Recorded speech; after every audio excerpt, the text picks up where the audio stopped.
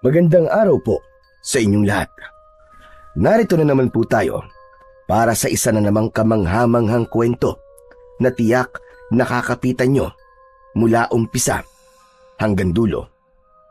Ang kwentong ito ay tungkol sa isang batang lalaki na si Joey. Isang simpleng bata na mahilig maglaro, makulit, pero may mabuting puso. Isang araw, habang naglalaro malapit sa punso, nakapulot siya ng isang kakaibang bagay. Isang maliit na baston na kumikislap na parang ginto. Simula na mapasa kamay niya ang bagay na yon, nagkaroon siya ng mga kakaibang karanasan. At isang gabi, nagising na lang siyang nasa silong na ng bahay nila. Kasama niya doon ang isang nilalang na hindi tao, kundi isang duwende. Binabawi sa kanya ang maliit na baston. Sino kaya ang nilalang na yon? Isa ba yung kaaway o isang kaibigan? Bakit kaya nito binabawi ang naturang baston?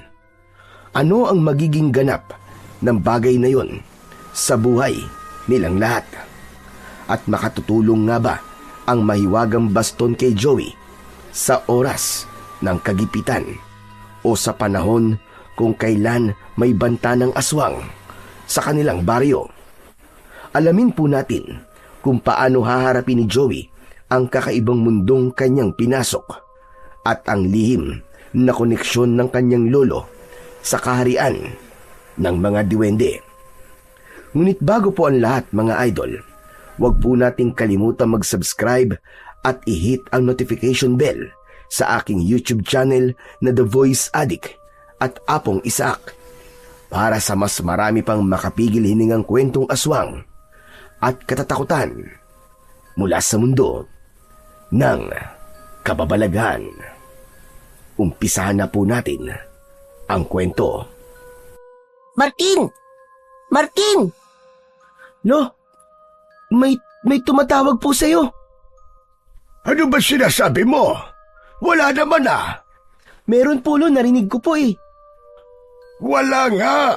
Ilang beses ko ba sasabihin sa'yo na huwag mong papansinin ang mga boses na tumatawag mula sa kung saan? Bakit ba ang tigas-tigas ng ulo mo? Biglang nanlaki ang mga mata ni Joey. Hawak pa niya ang kutsara at may kanin sa bibig. Tumigil siya sa pagmuya. Unti-unting nag-iba ang kanyang muka. Mula sa pagkabigla, naging lungkot. Hindi niya napigilan. Namuo ang luha sa kanyang mga mata. Lo, ibig niyo sabihin, yung tumatawag po. O anong gagawin natin ngayon? Lolo naman eh, bakit niyo po ako tinatakot? Hindi kita tinatakot. Sinabi ko na sa inyo, palagi ko kayong pinapaalalahanan, pero matitigas ang ulo ninyo. Simpleng paalala hindi nyo masunod. Eh kasi Lo, akala ko po kung sino lang eh. Hindi ko naman po sinasadya. Lo, mamamatay na ba ako? Napatitig ang matanda sa kanyang 10 taong gulang na apo na si Joey. Sumeryoso siya, lalo at panay ang iling ng kanyang ulo. Ayaw niyang takutin si Joey, pero alam niyang kailangang masanay sa disiplina ang bata. Kailangan itong maisabuhay kung ano ang mga turo niya at kung paano pahalagaan ang sinasabi ng mga matatanda. Hindi ko alam, pero hindi ko naman hahayaang mangyari yon, apo. Siguro ay hihintayin na lang natin yung mangunguha sa'yo at pakikiusapan na huwag kang kunin. Eh paano po kapag hindi po pumayag? Abay wala akong magagawa kundi ang ibigay ka. Mas lalong lumakas ang pag-iyak ng bata. Ayoko po! Huwag niyo po akong ibibigay, Lo! Wala naman po akong ginagawang masama eh! Huwag niyo po akong ibibigay sa kanila! Lumapit si Lolo Martin sa kanyang apo at marahang hinawakan ang balikat. Bumuntong hininga siya, pilit na pinakalma ang kanyang sarili. Kailangan niyong maintindihan na may mga bagay sa mundong ito na hindi niyo pwedeng suwayin. Hihingi po ako ng tawad, Lolo. Hindi ko naman po talaga sinasadya eh. Oo, alam ko. Ako na ang bahala kumausap. Basta ha, matuto ka na simula ngayon. Huwag kang sasagot lalo na kung minsan mo lang narinig. Kahit sabihin mo pang ako yun o ang ate mo, pag hindi mo nakita na tao, huwag kang tutugon. Umiiyak pa rin si Joey, pero dahan-dahan siyang tumango.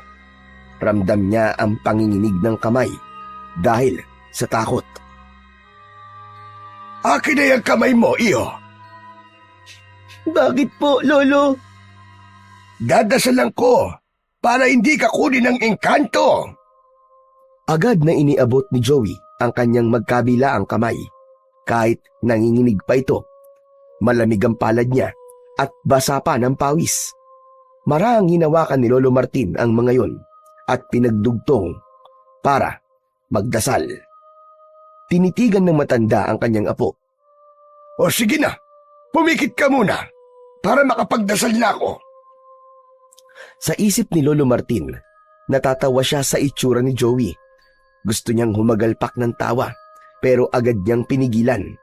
Alam niyang hindi ito ang tamang oras para magbiro.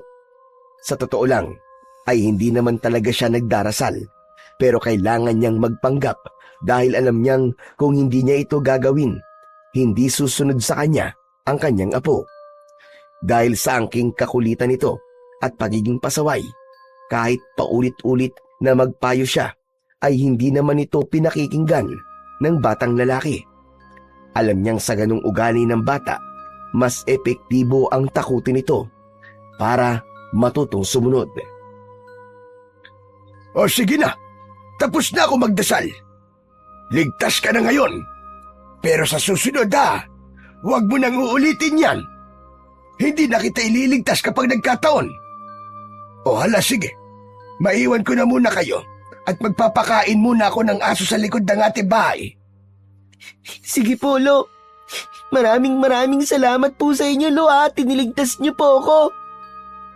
Tumayo si Lolo Martin at lumabas ng bahay, bitbit ang lampara. Pagkasara pa lang ng pintuan ay nakita ni Joey na nakatitig sa kanya ang kanyang kapatid na si Tintin. Grabe ka! Iyakin! Takot sa multo! Ano? Ba't ka nangasar? Bakit ikaw ba? Hindi ka ba takot sa multo? Hindi. Ba't naman ako matatakot? Eh hindi naman ako pasaway na kagaya mo. Bakit? Ako lang ba ang pasaway? Ikaw rin naman ah. Kung hindi ka takot sa multo, baka sa pamalo ni Lolo takot ka. Anong ibig mong sabihin? Ba't ka nagsasalita ng ganyan? Kala mo hindi ko alam ah. Alam ko, nasyota mo si Kaloy. Lagot ka ate, di ba kabilin-bilinan ni Lolo na bawal ka pa mag-boyfriend? Gusto mo isumbong kita? Hoy, hindi totoo yung sinasabi mo, no? Anong hindi totoo? May ebidensya ako. Nasa akin yung love letter sa ni Kaloy. Kala mo ha? Abat, loko kang bata ka. Isoli mo nga yun sa akin. Ayoko nga. Itatago ko yun habang buhay. Ang galing-galing mo kasing mang-asar eh. Kala mo ha? Joey, hindi ako nagbibiro ah. Ibalik mo sa akin yung love letter na yon. Mali na pinakikialaman mo mga bagay na hindi naman sa'yo. Lalo na't pribado ang mga sulat. Pribado? Eh bakit mo iniiwan sa ilalim ng unan ko? Ano? At paano naman napunta yun sa may unan mo? Nasa lobby ng drawer ko ah. Hindi naman ako burara katulad mo, no? Doon ko nga talaga nakita yun, ate. Sige na, ibalik mo na sa akin, please, Joey. Nakikiusap ako sa'yo. Ayoko nga. Sa akin na lang yun. Kasi kapag binigay ko sa yun, siguradong palagi mo naman akong aasarin eh. Hayaan mo, di ko na sasabihin kay Lolo ang tungkol sa inyo ni Kaloy. Promise mo yan ah. Naku, kapag kumalat talaga ang tungkol dyan, babatukan talaga kita. Oo na, promise. Basta bawal mang asara. Ay, saka nga pala, ikaw maghuhugas ng pinggan sa loob ng 1 linggo. Ano? 1 linggo? Ang daya mo naman. Bakit ate, ayaw mo? Ay nako, oo na. Buisit ka! Naisahan mo na naman ako! Ay, nakakainis! Matapos ang mahabang asaran, nagpatuloy sa pagkain ang dalawa. Si Tintin at si Joey ay magkapatid. Halos 10 taon na din na ulila sila. Sanggol pa lang si Joey nang sabay mamatay sa aksidente ang kanilang mga magulang. Kay Lolo Martin na sila lumaki. Bata pa lang si Tintin noon. Halos 10 taong gulang pa lang. Ang mga ginagawang pananakot at paalala sa bunso niyang kapatid ay hindi na bago sa kanya. Dahil noong kaedad pa lang niya si Joey, ay ganun din ang mga ipinapangaral sa kanya. Ngunit nang lumaki na siya, hindi na siya naniniwala. Pinagtatawanan na lang niya ng lihim ang kanyang kapatid kapag nakikita niyang takot na ito. Hindi na naniniwala si Tintin dahil mula pa naman noon ay hindi pa siya nakakakita ng mga ikinikwentong nilalang ng kanyang lolo. Pero dahil sa sobrang kakulitan ni Joey, hinahayaan na lang niya ang lolo sa paraan ng pagdidisiplina nito sa kanyang bunsong kapatid. Hindi sila mayaman, pero masipag at madiskarte ang kanilang lolo. May mga taniman ng mga gulay, may mga alagang hayop at iba pa. Marami silang manok at isang matandang kambing na pinangalanan nila na si Tala. Si Lolo Martin ay kilala sa kanilang baryo bilang isang dating albularyo. Marami na siyang napagaling at siya rin ang pinupuntahan kapag ang sakit ay hindi mapagaling sa ospital. Kadalasang dinadala sa kanya ay yung mga nakulam na barang at iba na naisumpa sa itim na kapangyarihan. Tumigil siya sa panggagamot dahil kailangan niyang tutukan ang kabuhayan nilang mag-anak para sa kanyang mga apo na umaasa sa kanya. Ilang minuto ang lumipas, bigla silang natigilang magkapatid nang marinig ang tinig ng kanilang lolo sa likod ng bahay. Ilang beses ko man sasabihin sa inyo na huwag niyong gagambalain ang apo ko? Nagkatitigan ang dalawa. Pareho silang natigilan. Mabilis na gumapang ang kilabot sa kanilang mga batok. Si Lolo ba yun, ate? Sinong pinapagalitan niya? Aba, malay ko. Parehas tayo nandito eh. Hala, baka multo o kaya yung mga kaibigan niyang diwende yun. Sus, anong diwende ang sinasabi mo? Kung totoong may kaibigan diwende si Lolo, di sana, noon pa tayo mayaman. Hindi ba nga sa kwento niya, ang mga diwending puti daw, mababait sila. Tapos, mahilig sila mamigay ng mga ginto. Bakit? May ginto ba si Lolo? Nakita mo ba na may ginto siya? Wala. Baka kuripot lang yung kaibigan niya. Tumahimik ka na nga. Hindi oras ng biruan ngayon. Mabuti pa itapusin mo na yung pagkain mo. Huwag ka na rin magsalita lang kung ano-ano. Ang daldal mo eh. Maraang tumango si Joey, ngunit muli ay narinig nilang tila naglilitanya na ang kanilang lolo. Galit pa rin ang tono nito, parang may pinagsasabihan at pinagagalitan. Hindi ko man kayo nakikita. Alam kong naririnig niyo ko. Pakiusap, huwag ang apo ko. Gusto ko siyang mabuhay ng normal. Ate, sigurado na talaga ako na may kausap talaga si Lolo sa labas. Hayaan mo na nga siya. Hindi ate, sisilipin ko. Sandali lang. Ay naku, bahala ka nga dyan. Mapapagalitan ka na naman nun. Dahan-dahan na lumapit sa bintana ng kusina si Joey at mula doon ay tanaw niya ang likod ng kanilang bakuran. Maingat siyang sumilip. Bagamat hindi naniniwala si Tintin, ay sumunod din ito sa kanyang kapatid. Sa ilalim ng puno ng bayabas, nakatalikod si Lolo Martin. Nakataas pa ang isa niyang kamay na parang may itinuturo sa hangin. Wala silang makitang kausap nito, pero malinaw na malinaw sa kanilang pandinig ang mga salitang binibitiwan ng matanda. Nung magpakita kayo sa panaginip ko, pinagbigyan ko kayo. Pinayagan ko kayong tumira dito. Pero hindi ibig sabihin yan ay may karapatan na kayong manggulo, lalo na sa mga apo ko. Ano kaya yung kausap niya, ate? Wala naman akong nakikita. Baka hindi tao. Napasingap si Joey. Pilit na pinahaba ang leeg upang may makita. Ayoko na maulit ito. Nagkakaintindihan ba tayo? Pagkasabi nun ay tumalikod na si Lolo Martin. Sakto sa pag-ikot niya, nakita niya ang dalawang apo niya na nakadungaw sa bintana. Napabuntong hininga na lamang ang matanda. Hindi na siya nagsalita. Dahan-dahan siyang pumasok ng bahay. Pagpasok niya, diretso siya sa sala.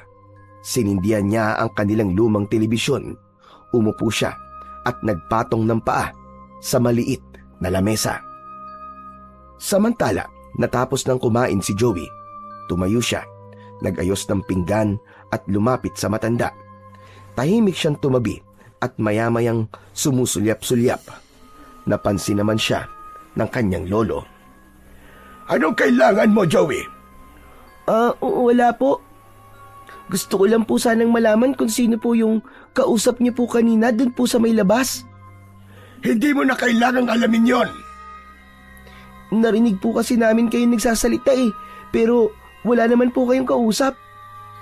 Hindi umimik ang matanda, bagkus ay itinuon nito ang paningin sa pinapanood na palabas. Ilang saglit pa, saka lang ito nagsalita. Tinitigan ang mukha ng kanyang apo, saka humugot ng isang malalim na buntong hininga. Wala talaga kayong makikita dahil hindi naman sila nagpapakita sa inyo.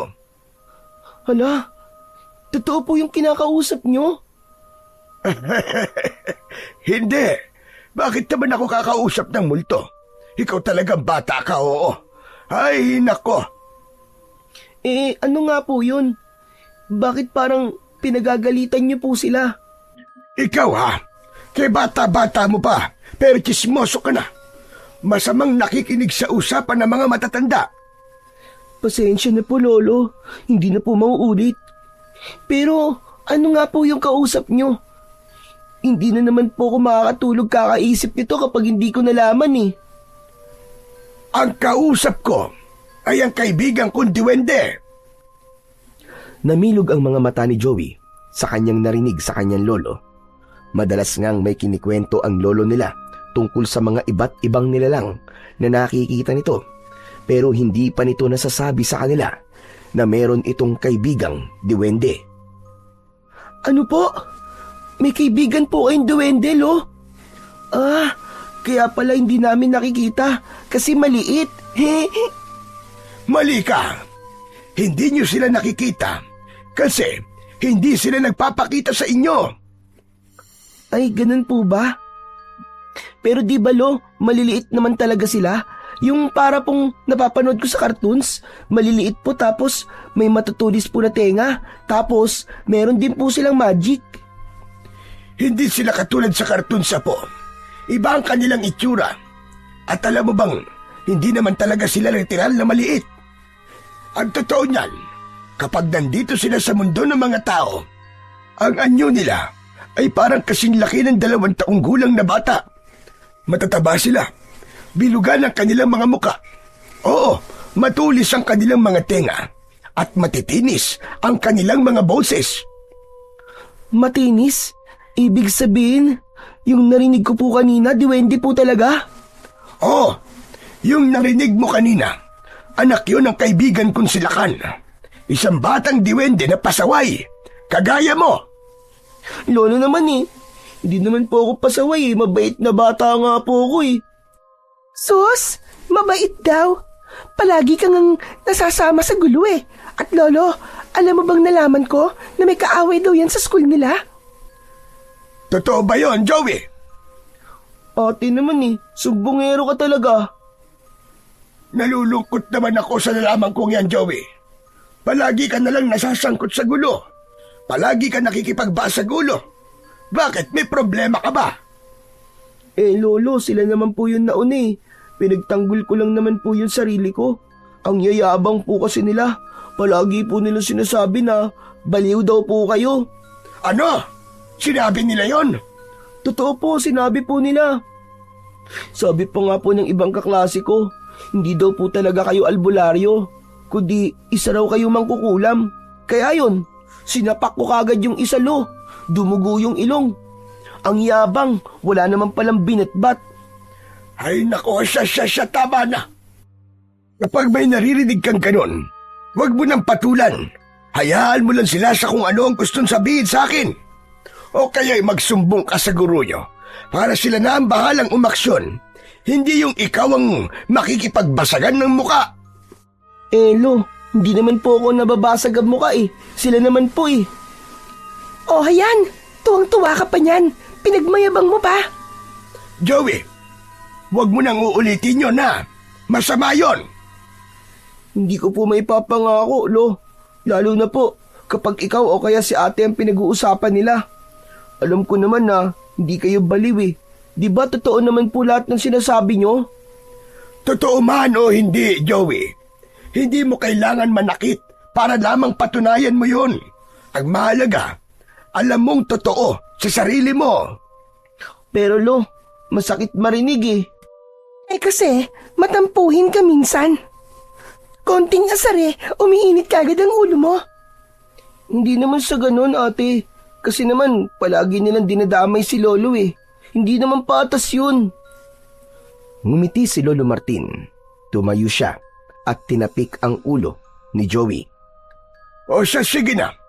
Salamat apo sa pagtatanggol mo sa akin. Pero ito ang pakinggan mo ha. Hindi mo kailangan gawin yon. Hayaan mo lang sila. Hayaan mong sa kabutihan natin sila mapahiya. Tumango si Joey, pero sa loob-loob niya, alam niyang hindi ganun kadali ang sinasabi ni lolo niya. Bata pa lang siya, alam niya na kung gaano kasakit pakinggan ang mga panlalait, lalo na kapag ang tinutumbok ay ang taong pinakamalapit sa puso niya. Umupo siya ulit sa tabi ng matanda. Hindi na siya nagsalita. Si Ate Tintin naman ay nag-ayos ng mga pinagkainan habang pasulyap-sulyap sa kanila. Ilang sandali ang nakalipas, muli niyang binuksan ang kaninang naudlot nilang usapan ng kanyang lolo. Lo, nakikita niyo po ba talaga sila? Ano ka mo? Sino? Lolo naman eh, yung sinabi niyo pong alagaan yung mga diwende. Akala ko tapos na tayo sa usapan na yan. Hindi pa po Si ate lang po kasi sumingit eh. Ano po, Lo? Nakikita niyo po ba sila? Naririnig?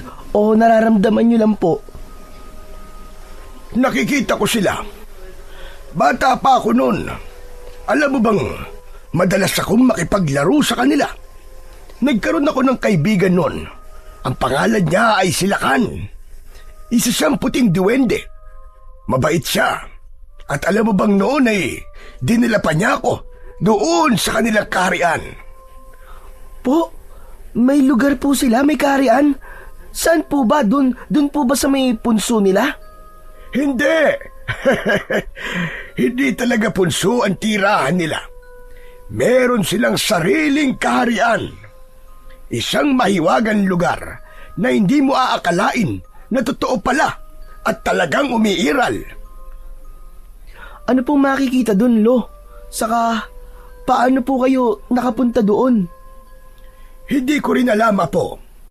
Para ka lang pumikit at pagdilat mo, nasa ibang mundo ka na. Alam mo na maliwanag sa lugar na yon. Ang daming kumikinang na ginto. Wow, talaga po! Ang astig naman. Sana din po, meron din po akong kaibigan duwende. Gusto ko din po makita yung mga nakita niyo po, Lolo. Ay, nako, ikaw talagang bata ka. Walang magpapakitang duwende sa isang batang sutil. Saka hindi basta-basta nakikipagkaibigan ang mga nilalang na yun. Pumipili sila ng mga kakaibiganing tao. At saka ikaw din, hindi pwedeng makipagkaibigan ng basta-basta. Alam mo ba kung bakit? Bakit po, Lo? Dahil may 3 uri ng diwende. May puti, may pula, at may itim. Ang mga puti, sila yung mababait. Sila yung tumutulong sa tao kung gusto nila. Minsan nagbibigay ng gamot o kaya naman swerte. Ganun po ba?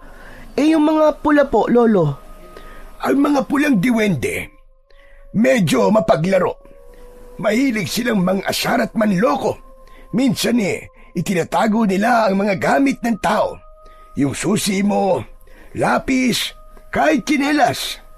Akala mo'y nawawala. Yung pala pinaglalaruan ka lang nila. Masama po pala sila, Lo. Hindi naman sila talagang masama, pero hindi rin sila ganap na mabait. Parang mga batang malilikot. Kapag nasa mood, okay silang kasama. Pero kapag nainip o nainis, ayun, tsaka sila manggugulo. Yung mga itim na diwende po, Lo. Sila ang pinakadelikado sa lahat, Joey. Hindi mo sila dapat biru-biruin. Madalas silang naninirahan sa madidilim na lugar, sa ilalim ng matandang puno, sa likod ng lumang bahay, o minsan sa mga abandonadong gusali. Tahimik sila, pero mabilis magalit. Kapag napikon mo sila, hindi lang sila basta magtatago ng gamit. Pwede kang magkasakit, lagnatin, mahilo, o mawalan ng lakas. May mga kwento pa nga na pinalalaki nila ang mukha ng tao o kaya pinabibigat ang mga paa hanggang hindi na makalakad. Kaya talagang delikado sila, Apo. Naku, ayoko po ng itim na diwende, Lo. Nakakatakot po pala sila. Kaya nga dapat marunong kang gumalang. Kahit hindi mo sila nakikita, huwag kang basta-basta tatapak sa mga lugar na hindi mo sigurado. Huwag mong pagtatawanan ng mga bagay na hindi mo naiintindihan. At higit sa lahat, matuto kang humingi ng paumanhin kapag may nagawa kang mali. Tumango si Joey habang nakatingin sa kanyang lolo. Tahimik siyang umupo ng maayos. Napatingin siya sa bukas na bintana sa kanilang sala at doon ay biglang naalala niya ang mataas na punso sa may likod ng bahay nila. Naglaro siya kanina doon. Bigla siyang kinilabutan. Lo, ano po palang napag-usapan niyo po nung diwende, yung kaibigan niyo po? Naku, nagsumbong sila. May bata raw na inihiyan ng punso nila. Po, sinabi po ba talaga nila yun sa inyo, Lo? Oo. At sinabi nilang ikaw yon. Kaya nila ako tinatawag ay dahil nagpaalam sila na kung pwede ka daw nilang parusahan. Kasi laking perwisyo daw ng ginawa mo. Alam mo ba kung ano sinabi nila? Gusto nilang palakihin ang mga paa mo. Lo, huwag naman po. Hindi ko na po ulitin yung promise, tsaka hindi ko naman po sinasadya eh. Hindi ko po sila nakikita, Lo eh. Kinausap ko na sila at sinabi kong pagsasabihan na lang kita. Ako na lang ang bahalang magparusa sa'yo. Pasalamat ka at mababait silang klase ng diwende. Napakiusapan ko silang huwag kang galawin. Pasensya na po talaga, Lo. Oo na, basta huwag mo nang uulitin yun, ha? Opo, Lo, promise po. Nang matapos ang usapan, ay sabay na sila ng kanyang lolo na pumasok ng kwarto. Magkatabi sila ng kanyang lolo samantalang ang kapatid naman niyang si Tintin ay sa kabila. Mabilis na nakatulog si Joey. Ganon din naman si Lolo Martin. Ngunit ilang oras ang lumipas, nagising si Joey sa isang kakaibang tunog. May 3 sunod-sunod na pukpok, tapos biglang tatahimik. Ilang segundo ang lilipas, uulit na naman ang tunog na may parehong pattern. 3 pukpok, tigil, saka muling uulit. Napakunot ang noo ni Joey. Hindi niya alam kung saan nanggagaling ang ingay na yon. Para bang may tumatama na isang matigas na bagay. Parang may taong nagbabayo ng palay. At sino naman kaya ang mababait naming kapitbayang naisipang magbayo ng palay sa 10 oras ng gabi? Pambihira naman yan, oh. Istorbo eh. Tinakpan niya ang sarili niyang tenga ng unan, ngunit naririnig pa rin niya ang maingay na tunog. Maya-maya pa ay inalis niya ang unan at tinignan ang lolo niya kung gising pa din ba ito. Pero humihilik ito at mahimbing pa rin ang tulog. Dahil hindi niya na natiis, bumangon siya. Dahan-dahan siyang lumabas ng kwarto. Lumakad papunta sa kusina para kumuha ng tubig. Nauuhaw kasi siya kaya gusto niyang uminom ng tubig. Pero pagdating sa kusina, napahinto siya. Doon niya napagtantong hindi galing sa kapitbahay ang tunog.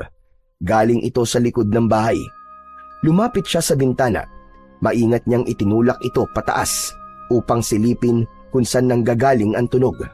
Wala siyang nakita nung una. Madilim ang paligid. Pero nang nasanay na ang kanyang mga mata sa dilim, unti-unti niyang naaninag ang isang nilalang. May nakita siyang bata. May matambok na pisngi at malusog na katawan. Nakahubad ang katawan at tanging bahag lang ang suot sa ibaba. Nakatayo ito. Hawak ang isang pambayo at tila may nilalamas o pinapalo sa ibabaw ng isang lusong na gawa sa kahoy. Muli ay narinig niya ang kaparehong tunog. Babayo ito ng 3 beses sa kahihinto. Lilingon at magmamasid sa paligid. Muli itong babayo 3 beses at muling titigil. Duwende! Ito kaya yung sinasabi ni Lolo na kaibigan niya? Bulong niya sa isip. Ang nilalang na nakikita niya ay mukhang parang laging galit. Kulukulubot ang pisngi nito. May matulis na ilong. Malalim ang mga mata. Hindi ito nagsasalita habang nagbabayo. Nagpatuloy lang sa panonood ang bata hanggang sa isang lingon ng nilalang. Tumama ang tingin nito direkta sa kanya. Napansin nito si Joey na nakasilip sa bintana. Pinapanood siya. Nagkatitigan sila ng ilang segundo. Nanlaki ang mga mata ng nilalang. Tumigil ito sa kanyang ginagawa at mabilis itong tumakbo papalayo. Sa bilis ng mga pangyayari ay hindi na napansin ni Joey kung saan lumusot ang nilalang. Naglaho na ito sa dilim. Sa sobrang kaba ay mabilis na isinarado ng bata ang bintana. Tumakbo siya pabalik sa kwarto nila ng kanyang lolo. Mabilis siyang nahiga at maingat na hinila ang kanyang kumot. Nagtalokbong siya ng kumot at nanginginig pa rin sa takot. Joey, bakit gising ka pa, apo? Saan ka ba nagpunta? Hindi kagad nakasagot si Joey. Alam niya na kapag sinabi niya ang totoo, tiyak na masesermo na naman siya ng kanyang lolo. Nauuhaw lang po ako, Lo. Ganun ba? O sige, matulog ka na. Huwag ka magpuyat. Sige po, Lo. Good night po. Ipinikit na ni Joey ang kanyang mga mata. Pero nang gawin niya yon, ay tila nakita niya ang muka ng nilalang. Ang matambok na pisngi, ang malalalim na mata at kung paano siya titigan ito. Hindi niya alam kung ilang minuto o oras ang lumipas, pero sa bandang huli, nakatulog na rin ang bata. Kinabukasan, maaga silang nagising. Si Tintin ay abala na sa pagluluto ng agahan sa kusina. Si Joey naman ay nagwawali sa loob ng bahay, habang si Lolo Martin ay nasa sala at tahimik na umiinom ng kape. Maliwanag na rin sa labas ng mga oras na yon. Ang mga tao sa paligid ay kanya-kanya ng abala sa kanilang mga gawain. Pero maya-maya, isang sasakyang itim ang huminto sa tapat ng kanilang bahay, doon mismo sa kabilang bahagi ng kalsada, sa harap ng isang lumang bahay na matagal nang walang nakatira. Bumaba mula sa sasakyan ang 5 katao. Agad na napalapit sa bintana si Joey para tignan kung sino ang dumating. Napansin niya kagad na nakasuot ng itim na damit ang mga sakay. Napansin agad ni Joey na kakaiba ang kilos nila. Seryoso ang kanilang mga muka. May mga bumating kapitbahay pero hindi sila binati pabalik. Agad niyang tinawag ang kanyang ate. Ate Tintin, halika. Dali. Tignan mo, mukhang may titira na sa haunted house. Talaga? Mabuti naman at may titira na dyan. Anong mabuti sinasabi mo? Di ba matagal nang abandonado ang bahay na yan at pinaniniwalaan dito na maraming multong nakatira dyan? Bakit sila titira dyan? Hindi ba sila natatakot? Bakit naman sila matatakot? Hindi naman totoo ang chismis sa bahay na yan, no? Matagal lang talagang abandonado, pero hindi naman totoo na pinamumugaran niya ng mga multo. Ate, ba't di ka naniniwala sa mga multo? Hindi talaga ako naniniwala. Tsaka ba't naman ako maniniwala? hindi pa naman ako nakakakita kahit isa. Saka lang ako maniniwala kapag nakakita na ako mismo sa harap ko. Gusto mong makakita, ate? Ganun ba? Ay nako, paano naman may magpapakita? Wala ngang ganun. Ang kulit-kulit mo talaga. Bigla silang napalingon pareho sa labas nang may marinig na ingay na paparating na sasakyan. Isang malaking truck ang huminto sa harap ng lumang bahay. Yan siguro yung mga gamit nila, ate. Oo nga, mukhang marami silang gamit Ang laki ng truck Binuksan ng isang lalaki ang likod ng truck. Sumunod na ang mga kasama nito. Maingat nilang ibinaba at ipinasok sa loob ng bahay ang mga gamit. Ate, tignan mo. Halos lahat ng gamit nila kulay itim din. Grabe, cabinet, lamesa, pati kutsyon nila itim. Ang bigat sa mata. Huwag ka na nga maingay. Baka mamaya marinig ka pa nila. Napansin ni Lolo Martin ang pagbubulungan ng dalawa niyang apo. Lumapit siya sa mga ito at tinignan kung ano ang kanilang sinisilip. Ano ba ang pinagtatalunan niyo dyan dalawa, ha? Wala po, Lolo. Pinag-uusapan lang po namin ni ate na mukhang may titira na po dyan sa bahay na matagal na pong walang nakatira. Ayun po. Patingin nga. Aba, oo nga ano. Mabuti naman at may titira na dyan. Sa tagal ng panahon, ngayon na lang ulit magagamit ang bahay na yan. Simula nang umalis ang dating may-ari. Kaya nga po, Lu Pero, bakit kaya dyan sila titira? Saka tignan niyo po, Parang iba po sila Hayaan mo lang sila. Wala pa naman tayong alam tungkol sa kanila. Kaya wag muna nating husgahan. Masama ang ganon. Mabuti pa, ay kumain na tayo kung meron ng agahan. Pupunta ako sa bukid para makakuha ng maiulam natin mamaya. Opo. Meron na po, Lolo. Sandali lang po at ihahanda ko na po. Mainam naman kung ganon. O ikaw dyan, Joey. Tigilan mo na yung paninilip mo dyan. Maghugas ka na ng kamay at kakain na tayo. Opo, Lolo. Umalis na si Tintin at si Lolo Martin sa harap ng bintana. Samantalang si Joey naman ay sumulyap muli sa bahay. Sa ikli ng oras na yon ay may nakita siyang nakatayo sa second floor. Nasa likod ng bintana. Hindi niya maaninag ang muka dahil sa lumang kurtinang nakasabit, pero tiyak niyang may nakatayo doon at nakatingin sa kanya. Napahinto si Joey, sandaling napatitig, tapos mabilis na nawala ang anino. Hala, ano yun? Tumingin siya ulit pero wala na siyang nakita. Inisip na lamang ng bata na guni-guni lang niya yun. Matapos kumain, nagpaalam na si Lolo Martin. Pupunta raw siya sa bukid para tignan ang mga pananim. Pagkaalis ng kanilang lolo, si Tintin ay agad na naglinis sa kusina. Samantalang si Joey naman ay sinubukang magpaalam sa kanyang ate kung maaari bang maglaro sa labas. Ay, hindi pwede. Tumulong ka muna sa mga ginagawa dito sa bahay. Ano ka ba? Hindi pwede yung ganyan Puro ka laro Ang laki-laki mo na. Ate naman ngayon lang naman Sige na ate, payagan mo na ako. Kasi ate, usapan namin nila Noel na maglalaro kami dun sa kanila. Tuloy, may pa-birthday daw yung pinsan niya. Kung gusto mo makapunta sa handaan, tapusin mo muna yung inuutos ko sa'yo. Ano ba kasi yun, ate? Magdamo ka dun sa may gilid ng bahay natin. Hanggang dun sa may likod. Mamaya na lang ate, promise. Nilinisin ko talaga yun. Ay nako, hindi pwedeng mamaya. Ngayon na. O siya, sige na. Kunin mo yung pantaba sa may ilalim ng lababo. Kailangan niya ngayon malinisan dahil baka mamaya lamukin na tayo dito. Napabuntong hininga si Joey. Wala siyang nagawa kundi ang sumunod sa kanyang ate Tintin. Kinuha niya ang pantabas ng damo at lumabas.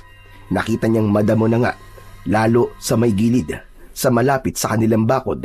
Tapos ay may mga nakita na din siyang naipong mga tuyong daon na nakakalat. Habang naglilinis, panay ang kanyang reklamo. Pambihira naman talaga Kahit naman maglinis ka na maglinis dito tutubo pa rin ng mga damo. Magkakalat pa rin ng mga damo dito. Ay, naku na lang talaga. Ilang sandali pa ay nawalan na ng gana si Joey. Hindi niya maintindihan kung bakit palagi na lang siyang inuutusan. Medyo masama ang loob niya na sa kabila ng pagpapaalam nitong may mahalagang lakad siya, ay ayaw siyang payagan na lumabas. Pero kahit mainit na ang kanyang ulo, patuloy pa rin siya sa pagtabas ng damo. Gusto niya nang matapos kagad yun para makalaro pa rin siya at makasama sa handaan. Maya-maya, may narinig siyang tinig. Hoy! Hoy, Joey! Napalingon siya. Nakita niyang papalapit si Noel, ang kaibigan niya sa kabilang kanto. Oy, Noel, ikaw pala. Oo, ako nga to. Ano pa bang ginagawa mo dyan? Di ba ngayon yung usapan nating maglaro dun sa bahay, tuloy makiki-birthday na tayo? Anyari? Ba't ka nagdadamo? Ayaw mo bang pumunta? Anong ayaw pumunta, Noel?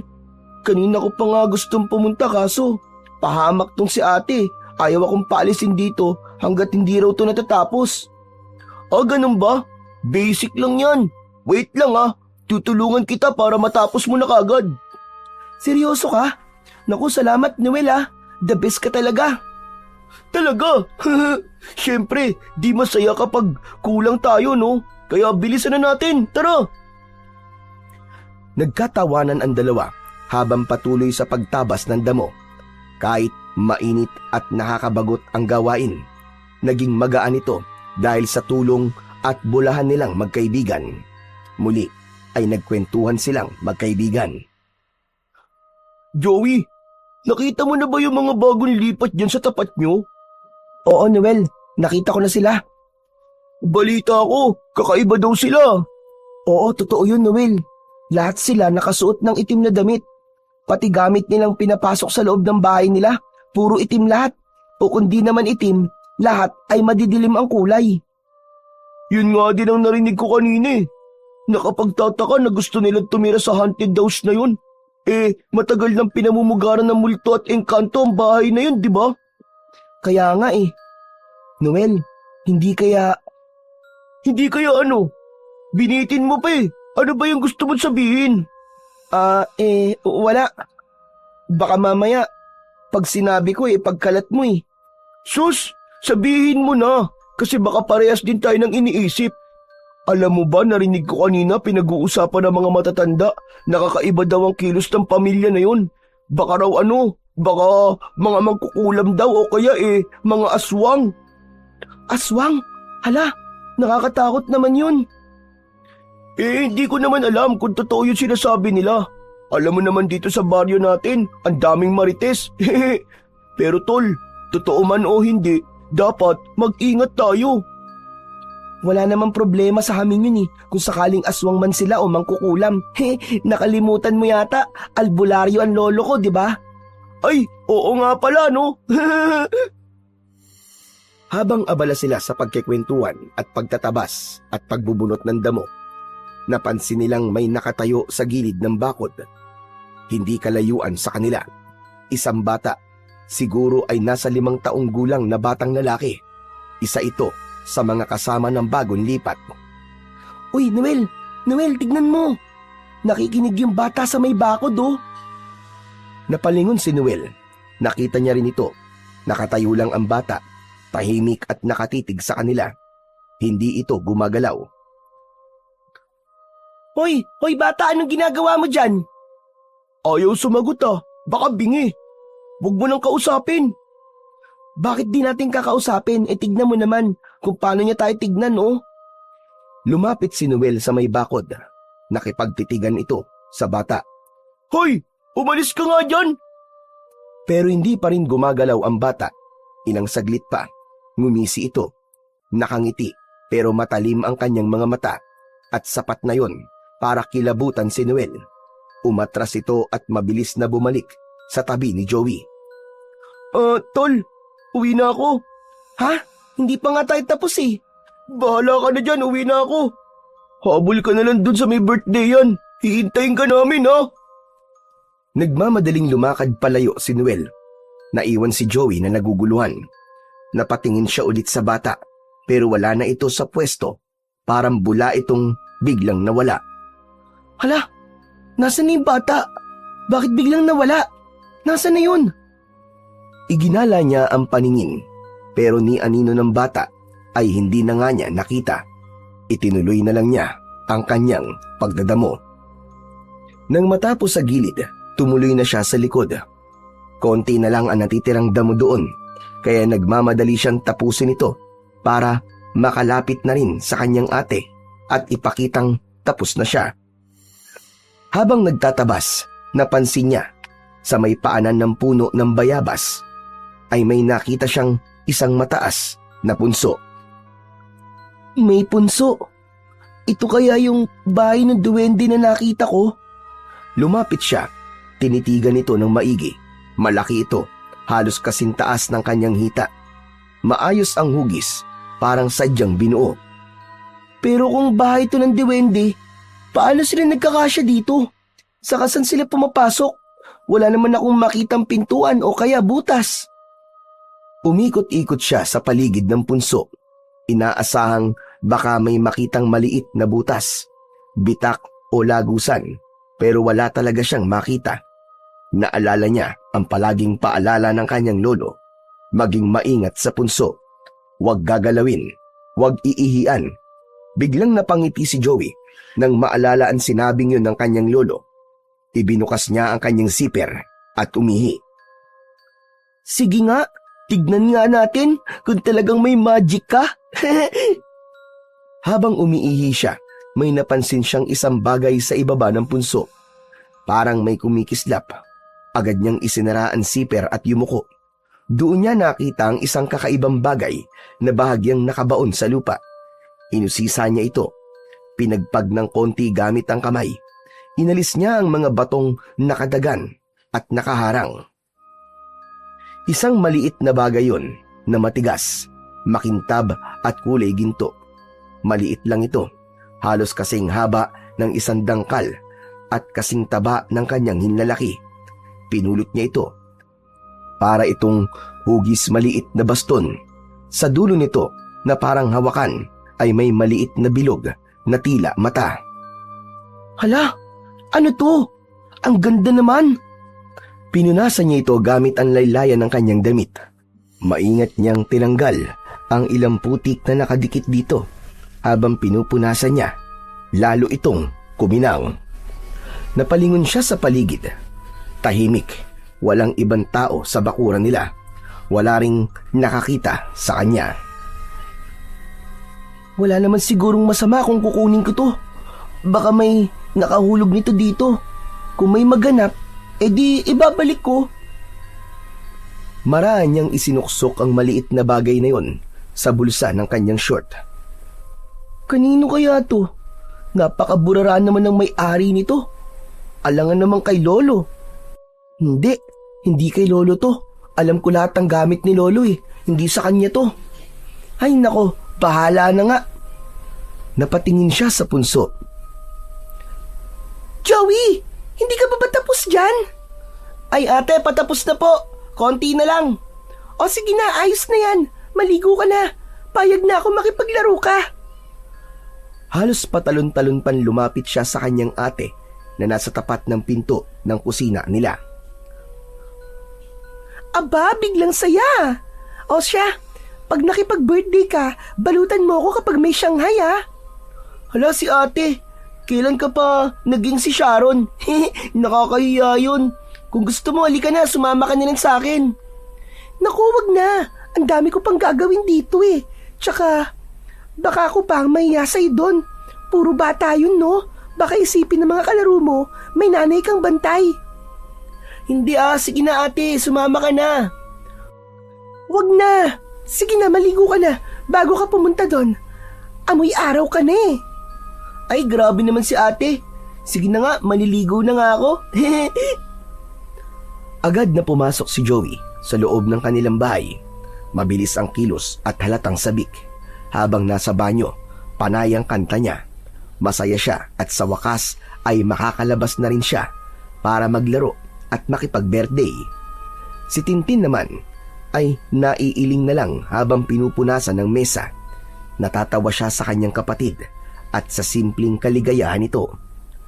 Makalipas ang ilang minuto, lumabas na si Joey, suot ang paborito niyang t-shirt at shorts. Ate, alis na ako ah. Salamat sa pagpayag. O sige, mag-iingat ka ha. Huwag ka magpapaabot ng gabi. Mapapagalitan ka na naman ni Lolo. Opo, promise. Bye-bye ate. Tumakbo na si Joey palabas ng bahay. Nakita niya muli ang batang nakatingin sa kanila kanina ni Noel. Nakaupo ito sa ilalim ng puno at may kung anong nilalarong bagay sa kanyang mga kamay. Hindi naman siya pinansin ng bata, kaya tuloy-tuloy lang siya na nilampasan ang bata. Ngunit sa kanyang pagtalikod, sinundan ito ng tingin si Joey hanggang sa ito ay mawala sa paningin. Mabilis na lumipas ang maghapon. Halos hindi na malaya ni Joey ang oras. 5:00 na nang siya ay nakauwi. Pagpasok niya sa bahay nila, nakita niyang nag-uusap ang kanyang ate at ang kanyang lolo Martin.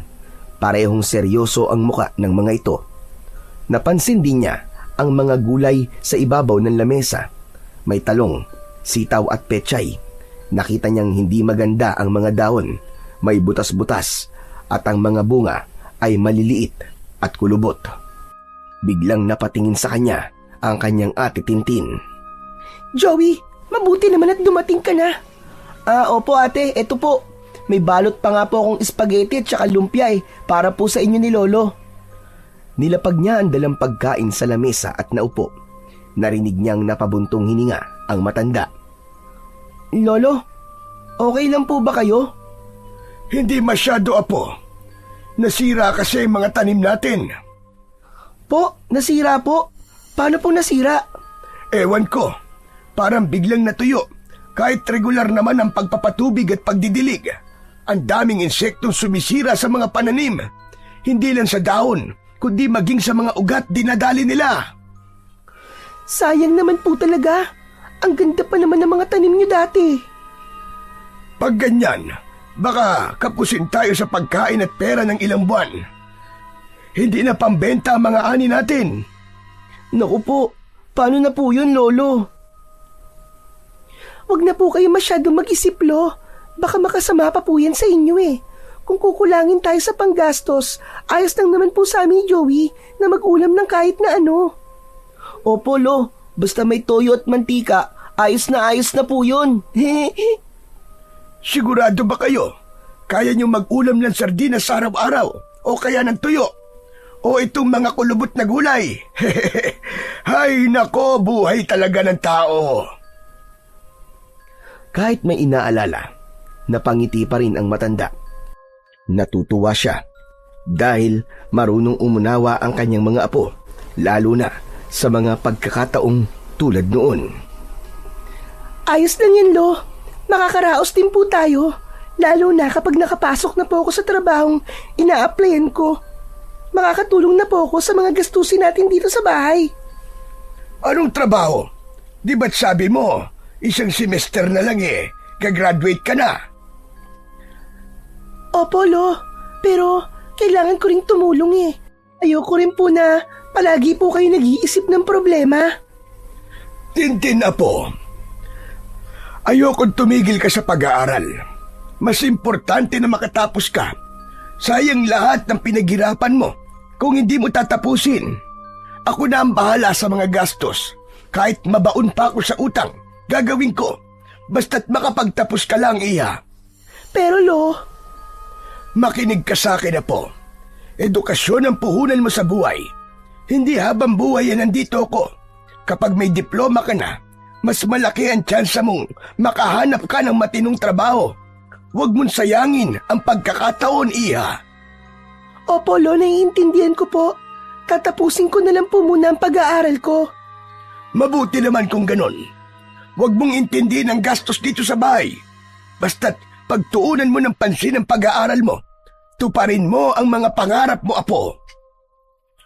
Tumango si Tintin. Tahimik lang si Joey sa gilid. Tila nag-iisip. Nakatingin lang siya sa muka ng lolo at ate niya. Ramdam niya ang bigat ng sitwasyon nila sa pagkakataong yon. Lolo, ako po. Habang bakasyon, pwede po ako magbenta ng mga bote at lata para kahit paano po may dagdag na pera po tayo. Nako, kayo talagang mga apo ko. Wag na. Mabuti pa tulungan mo na lang palagi ang ate mo sa mga gawaing bahay. Wag mo na munang pansinin ang problema ng matatanda. Masyado ka pang bata, apo. Pero gusto ko din po makatulong, Lo Ayoko pong nakikita kayo na malungkot. O sige na, hindi na ako malulungkot. Masaya ako dahil kahit mahirap ang buhay, nandiyan kayo ng ate mo. Wala na akong hihilingin pa, kundi ang mapabuti ang kinabukasan yung dalawa. Sus, sige na nga. Ang drama naman natin. Akin na nga yung bitbit mo. Mukhang masarap to Mabuti at nakapag-uwi ka. Ibinigay po sa akin yan ng mama ni Noel, ate. Ibigay ko daw po sa inyo ni Lolo. Nagpasalamat ka naman ba sa kanya? Ha? Naku, Lolo, itong apo mo, hindi na marunong magpasalamat. Hay, apo, mali yun. Kapag may blessing, anong gagawin? Dapat po palagi pong mag-thank you. Tandaan mo palagi yon. Kung may biyaya, malaki man o maliit, dapat ay marunong tayo magpasalamat. Opo, tatandaan ko po, Lo. Hindi na po mauulit. Hayaan po ninyo. Kapag makita ko po ang mama ni Noel, sasabihin ko po sa kanya na maraming salamat po. Inihain na ni Tintin ang merienda at masaya nilang pinagsaluan ng kanyang lolo ang inuwing pagkain ni Joey. Sana mayaman na lang kami. Sana meron akong magic na pwede akong gumawa ng pagkain o kaya pera. Napatingin ng matanda sa kanyang apo nang marinig ang sinabi nito. Hindi kailangan ng magic, apo. Ganito talaga ang buhay. Minsan umaangat, minsan naman ay bumabagsak. Pero ito'ng tatandaan yung dalawa. Hindi tayo susuko kahit na ano pa ang pagsubok ng buhay. Tama. Basta magkakasama tayong tatlo. Walang hindi kakayanin. Lolo, promise po pag lumaki po ako na po magpapaaral kay ate. Ako na rin po ang bibili ng lahat ng kailangan natin. Bibilan po kita ng bahay na may rep. Yung tulad po sa bahay ni Noel, yung punong-puno po ng pagkain.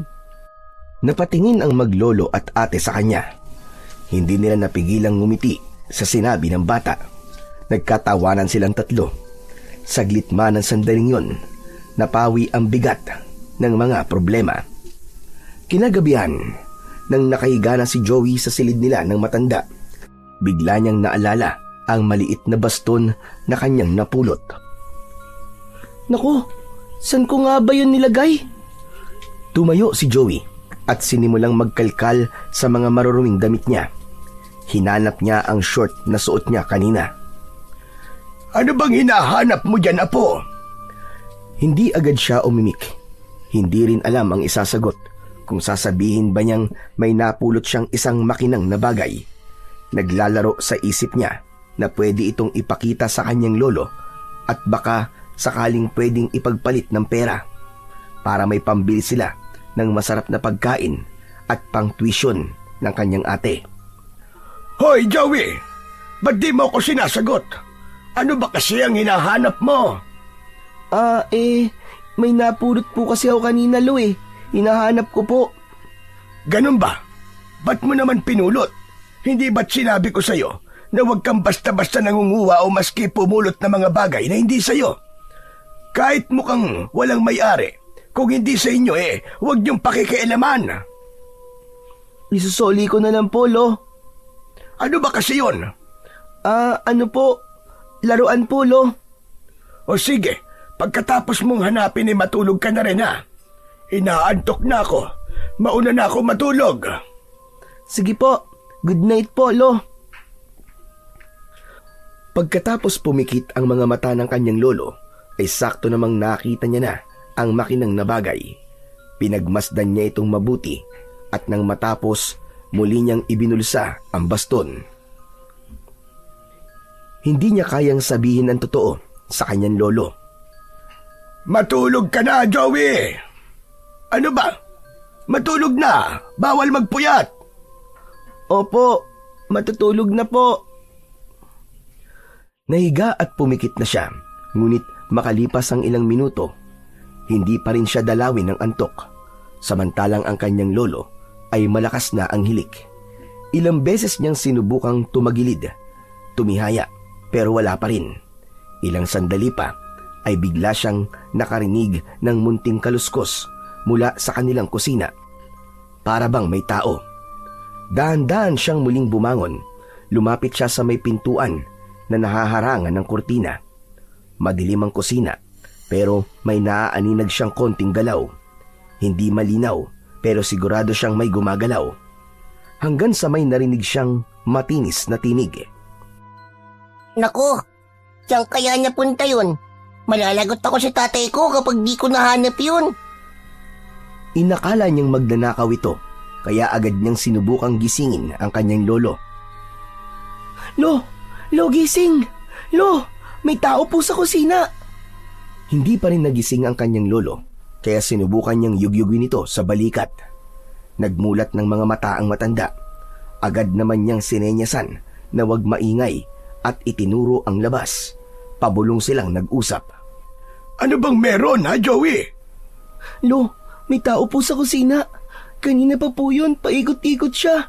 Narinig ko po parang may hinahanap. Baka po magnanakaw. Paano magnanakaw? Eh wala naman siyang mananakaw dito sa atin. Sandali, ang ate mo. Kaagad na bumangon si Lolo Martin nang maalala ang kanyang dalagang apo. Mabilis niyang pinulot ang kanyang itak na nakalagay sa tabi ng pintuan nila. Lumabas siya upang tiyakin ang seguridad nila. Dahan-dahan silang pumunta ng kusina at bigla nilang sinindihan ang ilaw. Ngunit wala silang nakitang tao doon. Agad na sinilip din ni Lolo si Tintin, pero tulog ito. Muli itong bumalik ng kusina. Wala po, Lolo. Baka po, multo po yung narinig ko kanina. Hindi, apo. Kasi mukhang may pumasok talaga dito. Tignan mo ang pintuan natin dito sa likod. Nakabukas. Eh, sinara ko to kanina. Nakakatakot naman po kung may magnanakaw. Alam niyo, narinig ko talaga kanina na malalagot daw siya sa tatay niya kapag hindi niya nahanap ang bagay na yon. Hindi agad sumagot si Lolo Martin sa sinabi ng apo. Nag-isip ito saglit. Tinignan niya ang kanyang apo. Napansin niya ang tensyon sa mukha ng bata. Isasara ko na lang ang pinto at pagkatapos nun matulog na tayo ulit. Pagbalik nila ng silid, hindi na nakatulog ng maayos si Joey. Nakahiga siya pero gising ang isip. Paulit-ulit sa kanyang tenga ang boses na narinig niya. Inilabas niya ang baston na nasa kanya. Hindi kaya ito ang hinahanap niya? Muli niyang ibinalik sa kanyang bulsa ang baston at sinubukang pumikit. Pero sa mismong pagpikit niya, pakiramdam niya ay parang may humila sa kanya pababa. Para siyang nahulog. Pagmulat ng kanyang mga mata, hindi na banig ang kanyang hinihigaan, kundi lupa na. Napagtanto niyang nasa ilalim siya ng bahay nila. Nasa silong siya. Hala, bakit nandito ako? Anong ginagawa ko dito sa silong? Agad siyang tumayo, pero napansin niyang mababa lang ang silong. Napilitan siyang yumuko habang gumagalaw. Sinubukan niyang sumigaw. Lolo! Lolo! Ate! Pero walang sumasagot. Maya-maya, may lumitaw na nilalang sa harapan niya. Maliit ito, parang batang 2 taong gulang. Kayumanggi ang balat, parang lupa. Matulis ang tenga, malaki ang mata at may makapal na kilay. Suot nito ay kulay berdeng bag na parang gawa sa dahon. Nakatitig ito sa kanya na walang emosyon. Nasa iyo ang baston! Nakita ko kanina! Nilagay mo sa bulsa mo! Akin na yan! Sandali lang! Bakit ko naman ibibigay sa ito? Sa'yo ba to? Hindi sa akin! Pero sa tatay ko yan! Hinahanap na niya kaya kailangan ko nang maibalik yan sa amin. Ba't mo ba kasi kinuha? Bakit mo ninakaw? Hoy! Hindi ko to ninakaw Napulot ko lang to. Sinungaling ka! Ibalik mo yan sa akin! Ibalik mo yan! Eh kung ayoko, nagbibintang ka. Di mo naman alam ang nangyari. Kung tutusin, ikaw ang may kasalanan nito kasi burara ka. Gusto mong parusahan kita? Baka gusto mong isara ko yung bibig mo para hindi ka na makapagsinungaling. Eh di gawin mo. Hindi ako natatakot sa'yo. Pagagalingin ako ng lolo ko. Magaling siyang albularyo, kaya matutulungan niya ako. Hindi ba't kilala mo si Lolo Martin? Oo, kilala namin siya. Kaibigan siya ng tatay kong duwende. Kung ganun, kapag sinaktan mo ako, malalagot ka sa tatay mo. Oh, heto na. Susoli ko na sa'yo. Napulot ko lang naman talaga yan eh. Inisip kong mahalaga ang bagay na yan kaya kinuha ko para maibalik kapag may naganap. Pero hindi tama yun. Masamang kumuha ng hindi iyo. Pero hindi ko naman kinuha yan para ang kinin eh. Wala naman akong balak na itago at gawing akin yan. Kaya nga sinoli ko na sa'yo eh. Kung ayaw mo edi itatago ko na lang ulit. Sige na nga. Bigay mo na. Inabot ni Joey ang maliit na baston kay Buknoy. Dahan-dahang kinuha yon ng diwende gamit ang dalawang kamay. Nang hawakan niya, bigla itong kumislap. Isang maputing liwanag ang bumalot sa katawan ng diwende. Nagsimula sa paa hanggang sa ulo. Teka! Ano nangyayari sa'yo? Hindi sumagot si Buknoy. Nakatingin lang siya sa baston. Tila may ibinubulong. Ilang saglit lang, unti-unti nang naglaho ang katawan ni Buknoy. Oy, teka lang! Saan ka pupunta? Lumingali nga si Joey. Wala na ang diwende. Ang lahat ay bumalik sa normal. Maliban na lang sa naroon pa rin siya sa ilalim ng madilim na silong. Ano yun? Magic? Oo, magic nga! Ang galing! Bigla siyang nawala na parang bula! Mabilis siyang gumapang palabas ng silong. Sa likod siya dadaan para makapasok sa loob ng kanilang bahay. Oo nga pala, naisara pala yung pinto ni Lolo kanina. Paano na kaya? Hay nako, bahala na nga. Doon na lang ako kakatok. Baka sakaling magising si Lolo o kaya si ate. Nang pupunta na siya sa likod, may napansin siyang kakaibang liwanag sa may tabi ng bayabas. Napagtanto niyang naroon ang punso ng mga diwende. Nagtago siya sandali. Nakita niyang naroon ang diwende nakatayo sa tabi ng punso habang hawak ang baston. Maya-maya pa ay nakita niya na itinaas ng nilalang na yun ang isang paa niya sa ibabaw ng punso at sa isang iglap ay nawala ito. Napabilib si Joey. Wow! Ang astig nun ah! Ganun pala sila pumasok sa bahay nila. Lumapit siya sa punso. Ginawa niya ang ginawa ng diwende. Inilapat niya ang isang paa sa ibabaw. Biglang may nakakasilaw na liwanag. Nang muling dumilat si Joey, nasa ibang lugar na siya. Ang paligid ay kumikinang dahil ang lahat ng nakikita niya ay gawa sa ginto. Kumikinang ang buong paligid. Naglakad-lakad siya sa paligid. Nakita niya si Buknoy na iniaabot ang baston sa isang matandang diwende. Nakasalamin ito. Maputi ang buhok at nakasuot ng puting balabal. Ang baston ay hindi na maliit nang hawakan ng matandang diwende. Naging kasing laki ito nang humahawak. Naging isang normal na baston na yari sa ginto. Maya-maya pa ay biglang nagkagulo. May mga nagsisigawang mga nilalang, nagtatakbuhan. Parang may digmaang bigla na lamang sumiklab. Tumayo siya ng tuwid at napagtanto niyang isa siyang mistulang higante roon. Biglang may tumusok sa paa niya nang tignan niya para itong maliit na palaso. Aray! Aray, ang sakit! Pagtingin niya, pinaulanan siya ng mga maliliit na palaso mula sa mga itim na diwende. Hinugot niya ang mga palaso, isa-isa at itinapon. Ibinato niya ito pabalik sa mga diwende. Tumayo siya ng tuwid at ipinakita ang malaki niyang katawan sa mga ito. Nagsiatrasa ng mga itim na nilalang. Halatang natakot sila kay Joey. Hindi nila sukat akalaing may mas malaki sa kanila roon. Pagkatapos ng kaguluhan, lumuhod sa harap niya ang mga puting diwende. Ang ilan ay yumuko, ang iba nagtaas ng kamay. Lumapit si Buknoy. Salamat sa ginawa mo. Hindi ko inaasahan na tutulungan mo kami sa biglaang pagdating ng panganib. Ah, yun ba? Wala yun. Ayoko lang na nanonood ako kapag may inaapi. Ako nga pala si Buknoy. Ikaw si Joey, di ba? Teka, kilala mo na ako? Siyempre, lagi naman ako sa paligid eh.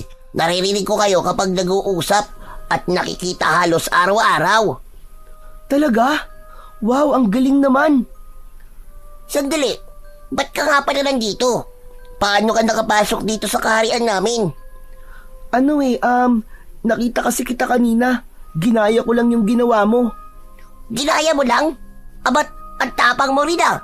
Hindi basta-basta nakakapasok dito mga tulad mo. At saka, delikado yung ginawa mo, hindi mo ba alam yon? Curious lang kasi ako eh. Ang astig kasi nung ginawa mo. Ipinato mo lang yung paa mo tapos bigla ka nang nawala. Di ko naman akalaing mapupunta ako rito. Hindi ganun yon. Kahit gayahin mo pa ang ginawa ko, kung normal ka lang na tao, hindi ka makakapasok dito. Ha? Anong tingin mo sa akin? Abnormal? Ang ibig ko sabihin, special ka. Teka, hindi ko maintindihan kung anong sinasabi mo eh. Hayaan mo na nga lang, Joey. Huwag mo nang intindi ng sinabi ko.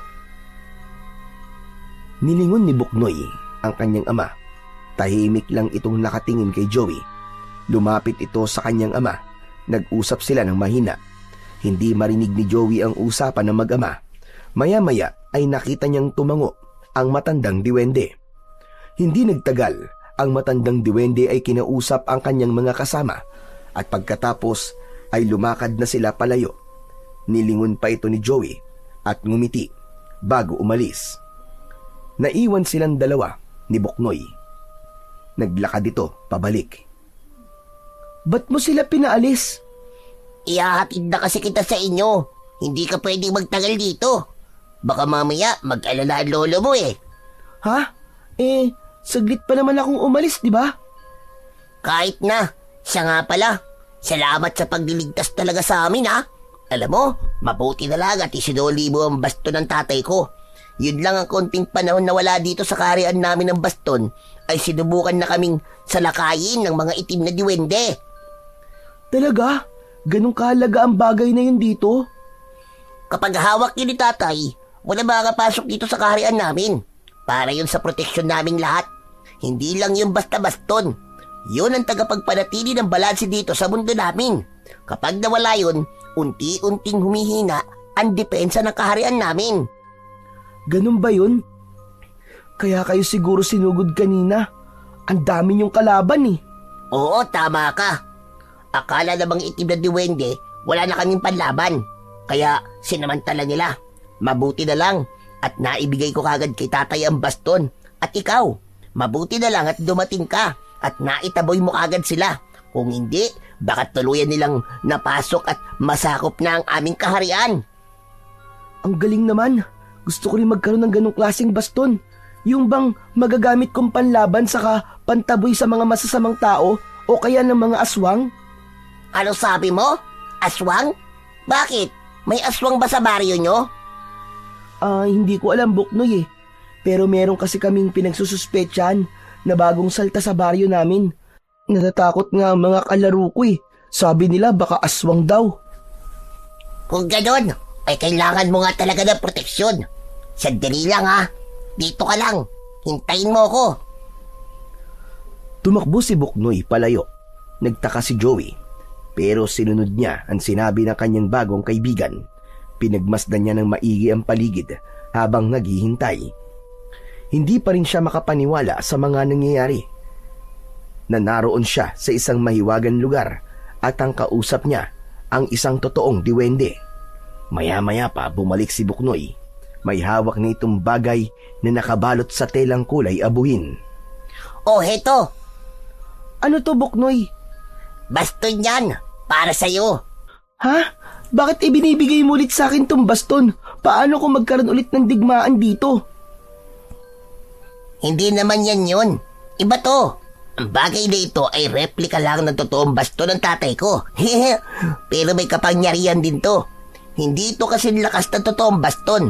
Pero sapat na para sa proteksyon mo. Magagamit mo ito kapag nasa panganib ka. Pero sana gamitin mo lang kung kinakailangan ha. Hindi to laruan. Totoo to? Sa akin na talaga tong baston na to? Oo nga. Pero tandaan mo ang mga babala ko. Huwag mo itong ipapakita sa iba. Huwag mong ipagyayabang. At higit sa lahat, huwag mo itong gagamitin sa masama. Sige, promise. Salamat talaga sa'yo, Buknoy ha.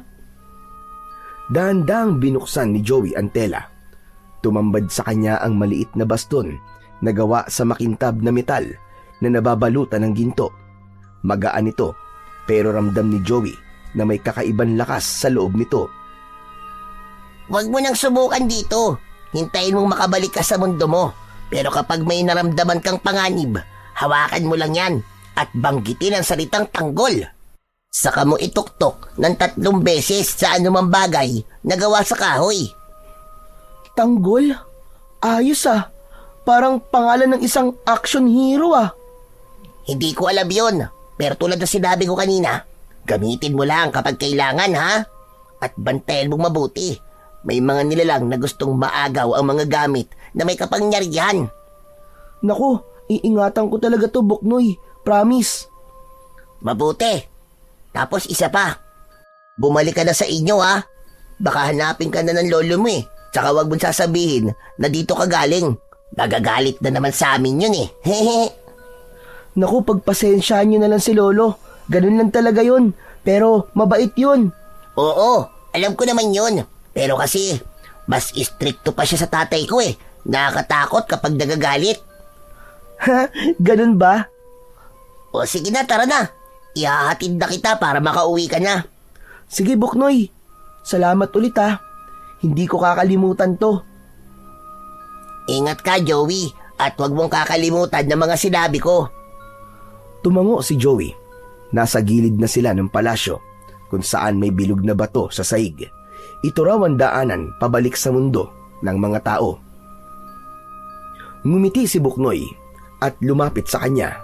May iniabot itong isang maliit na bag na kulay kayumanggi, parang gawa sa balat ng hayop. Maliit lang ito, kasya sa palad, pero may tali para maisabit o maibulsa. Heto, kapag may kailangan ka, kahit pagkain, tubig o kahit simpleng tulong, alugin mo lang ito at banggitin sa isip mo ang gusto mo. Pero wag mo tong abusuhin, ha? Ha? Teka. Ba't mo ko binibigyan ng ganito?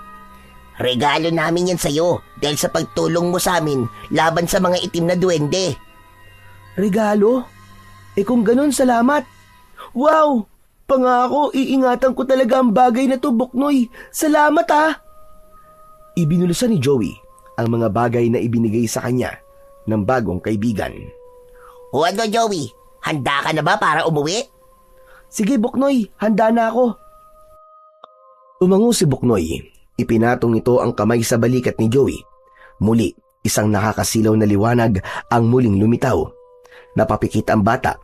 Pagkamulat ng kanyang mga mata, wala na sa tabi niya ang kanyang lolo. Maliwanag na, umaga na. Nakahiga siya sa kanyang banig, sa sariling silid. Tinignan niya ang kanyang sarili, parang wala namang nangyari. Ano yun? Panaginip lang ba ang lahat ng yun? Agad niyang kinapa ang kanyang bulsa at naroon ang mga bagay na binigay sa kanya ng duwende. Hala! Totoo! Nanggaling nga talaga ako sa kaharian nila. Biglang bumukas ang kortina. Joey? Napabalikwa si Joey sa gulat. Biglang lumapit ang kanyang ate at niyakap siya ng maigpit. Napansin ni Joey na nanginginig ito. Akala ko wala ka na, Joey. Ilang araw ka na naming hinahanap. Hindi na nagpapahinga ang lolo. Grabe ang OA naman sa 3 araw, ate. Ano nawawala nandito lang naman ako natutulog. Hindi pa siya tapos magsalita ay narinig nilang dumating ang kanilang lolo Martin. Pagkakita kay Joey, natigilan ito at nanlaki ang mga mata. Joey, apo! Lolo! Mabilis na lumapit ang matanda at niyakap ang bata. Tahimik lang ito saglit. Halatang hindi makapaniwala. Salamat sa Diyos! Salamat at ligtas ka, apo! Ngunit ilang segundo lang ang lumipas. Biglang nagbago ang reaksyon nito. Saan ka ba galing? 3 araw ka nawala. Lintik kang bata ka. Po, wala po akong pinuntahan, Lo. Nandito lang po ako sa kwarto natin. Hindi naman po ako umalis eh. Nandito ka lang. Bakit putikan yung mga paa mo? Hindi na nakaimik si Joey. Napayuko ito. Kinakabahan. Huminga siya ng malalim. Tapos ay tumango. Lolo, may aaminin po ako. Napatingin si Tintin sa kanya. Tahimik ito, pero halatang naguguluhan pa rin. Totoo pong umalis ako, Lo. Pero hindi ko naman po sinasadya eh. Dinala po ako ng diwende sa kaharian nila. Akala ko po saglit lang yun eh. 3 araw po pala ako nawawala. Ano ka mo? Sumama ka sa kaharian nila.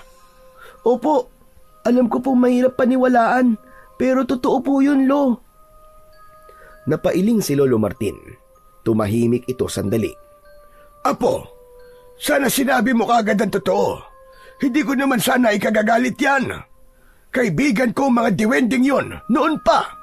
Pero hindi ibig sabihin nun ay pwede ka na lang basta-basta sumama kung saan-saan. Lalo na kung hindi ka nagpapaalam. Pasensya na po, Lo.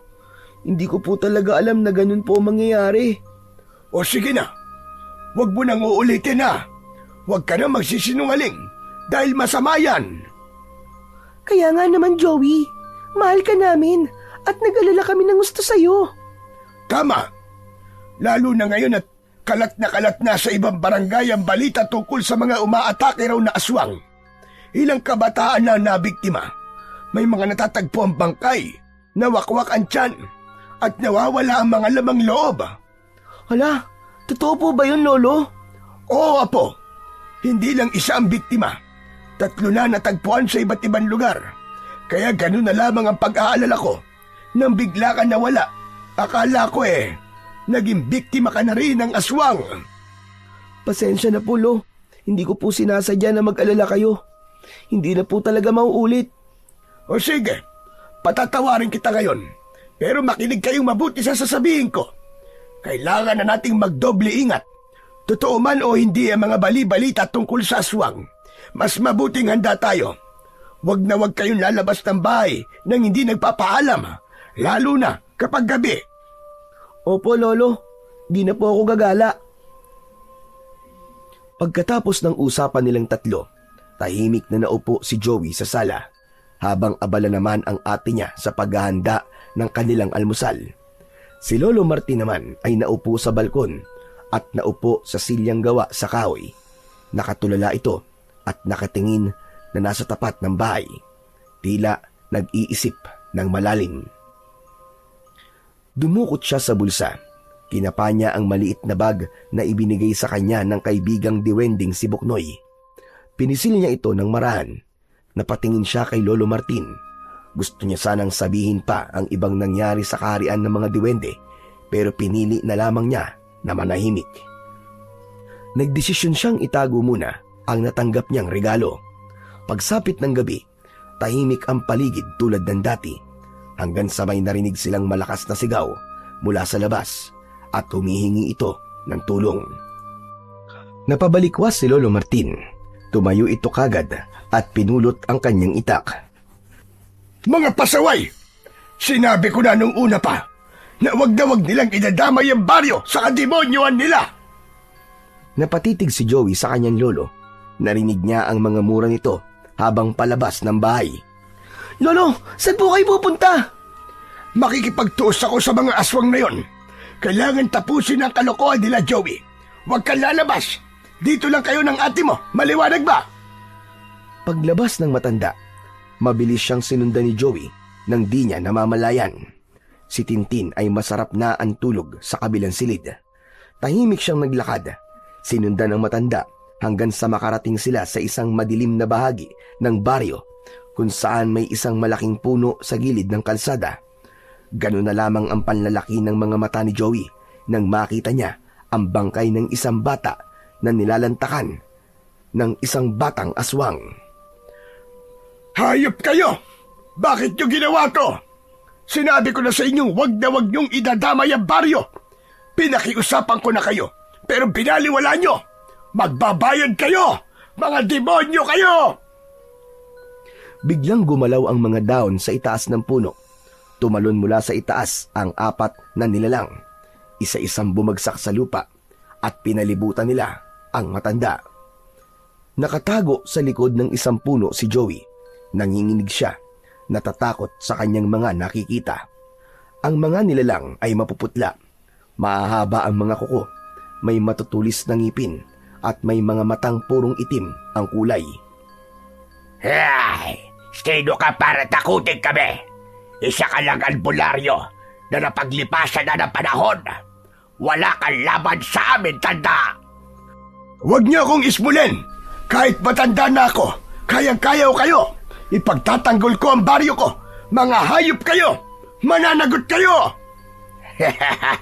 At sa palagay mo, kaya mo kami? Hindi mo kami mapipigilan, tanda! Kung gusto naming mambiktima dito, wala ka magagawa! Hindi mo kami mapipigilan! Tumawa ang iba pang mga aswang. Isa sa kanila ang sumugod at hinampas si Lolo Martin.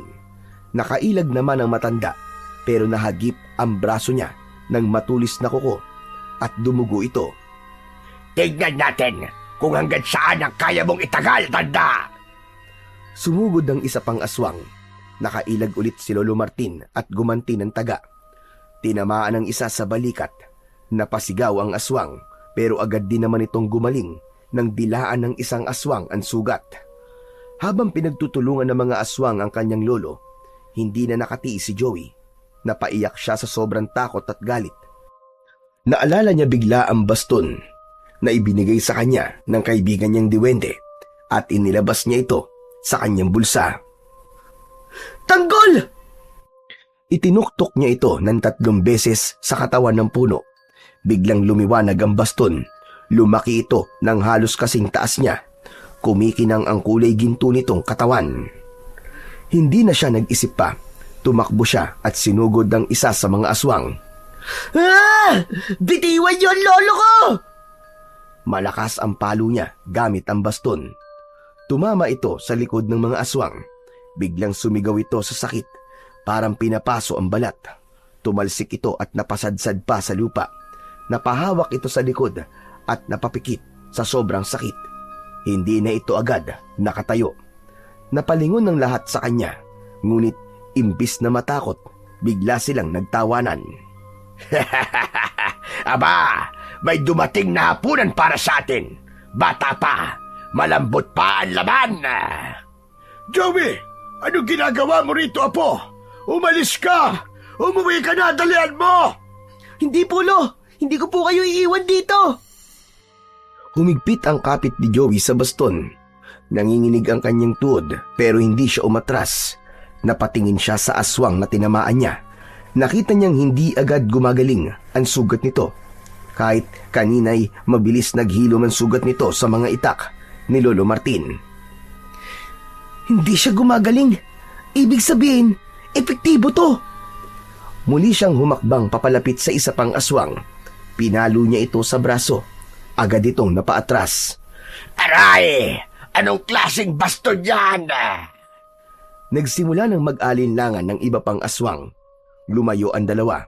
Ang iba ay pumesto sa likod ng punong malapit. Ngunit hindi pa rin ligtas si Lolo Martin. Sugatan ito at hirap ng tumayo. Isa sa mga aswang ang sumugod muli, direkta kay Lolo Martin. Nakita ito ni Joey. Hindi! Hindi pwede! Tumakbo siya. Pumesto sa harapan ng lolo niya at itinapat ang baston. Muli, isang malakas na liwanag ang kumislap mula dito. At sa loob ng isipan ni Joey, may boses siyang narinig. Gamitin mo ang lakas ng baston. Ako ang bahala sa'yo. Nabigla si Joey. Napatingin siya sa baston. Buknoy! Mabilis na napalinga siya sa paligid pero hindi niya nakita ang kaibigan. Boses lang yun sa kanyang isipan. Ngunit pagkaraan ng ilang sandali, kusang gumalaw ang kanyang mga kamay. Maigpit itong humawak sa baston. Ang mga paa niya ay gumalaw din ng kusa. Hindi niya alam kung paano pero parang may kumukontrol sa kanyang katawan. Parang alam nito kung ano ang dapat na gawin. Nang sumugod muli ang isang aswang, agad niya itong napalo sa dibdib. Umatungal ito at tumilapon.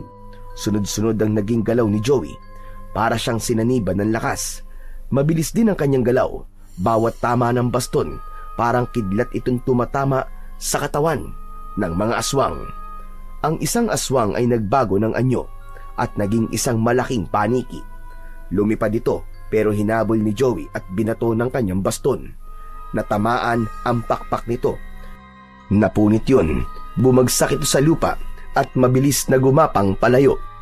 Pinilit ng kanyang lolo na tumayo at nilapitan ang gumagapang na aswang. Itinarak nito sa dibdib ng aswang ang matalim nitong itak. Nang makita ng mga aswang na patay na ang kanilang lider, nagsitakbuhan ng mga natitirang aswang. Alam nilang talo na sila sa pagkakataong yun. Naiwan si Joey at ang kanyang lolo, kapwa hingal na hingal. Anong klaseng sandata yung hawak mo, Joey? Lo, galing po to sa mga diwende. Regalo daw po nila sa akin. Napahawak sa dibdib si Lolo Martin. Kaya pala, Apo. Hindi ko alam kung matutuwa ako o magagalit. Pero salamat. Dahil kung hindi ka dumating, baka wala na ako ngayon.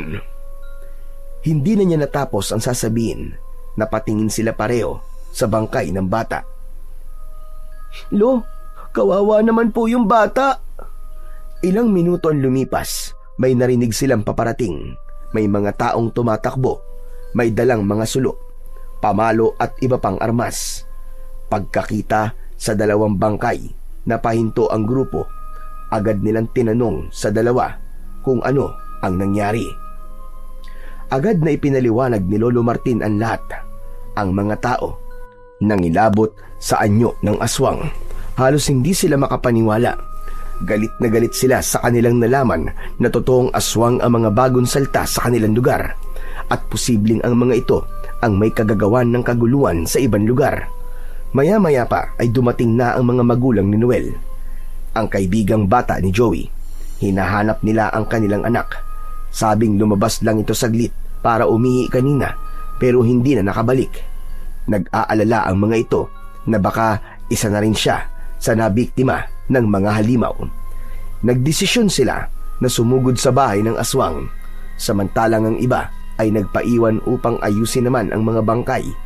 Sumama si Lolo Martin at Joey papunta sa bahay ng mga aswang. Pagpasok pa lang sa bahay ay agad na umalingasaw ang masangsang na amoy na parang amoy na bulok na karne. Napatakip ng ilong si Joey. Ang baho! Ba't ganito ang amoy sa loob ng bahay na to?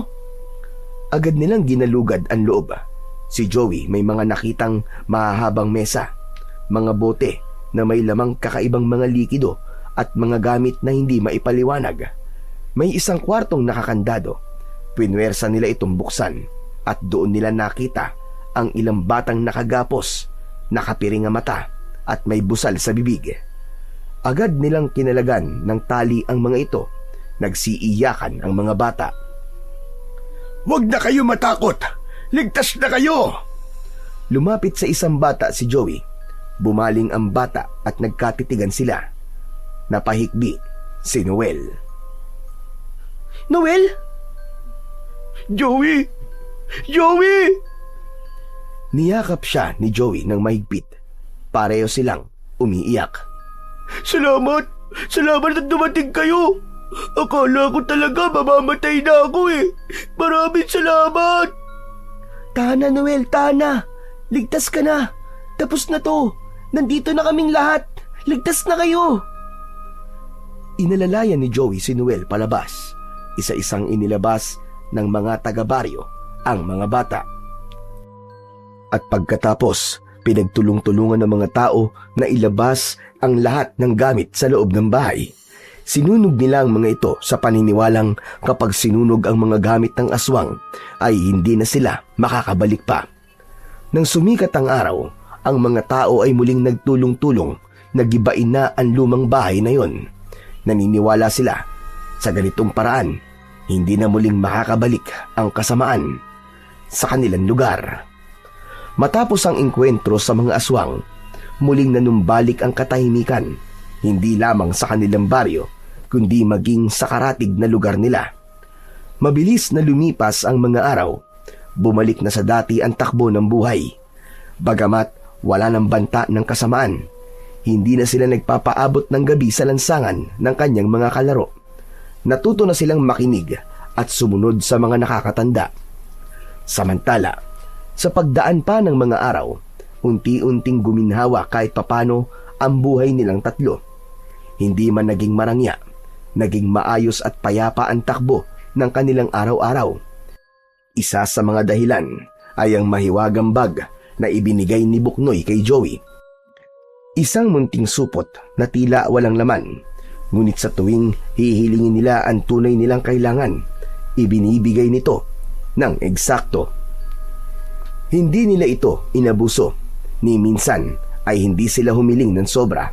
Minsan lang silang humingi ng pera, sapat lang para may maipambili ng binhi, pataba at ilang kagamitan sa bukid. Naging panimula yun sa muli nilang pagtatanim. Isa pa sa hiningi nila ay hindi material na bagay. Ang kanilang hiniling, sana'y muling maging masagana at mataba ang lupang kanilang sinasaka.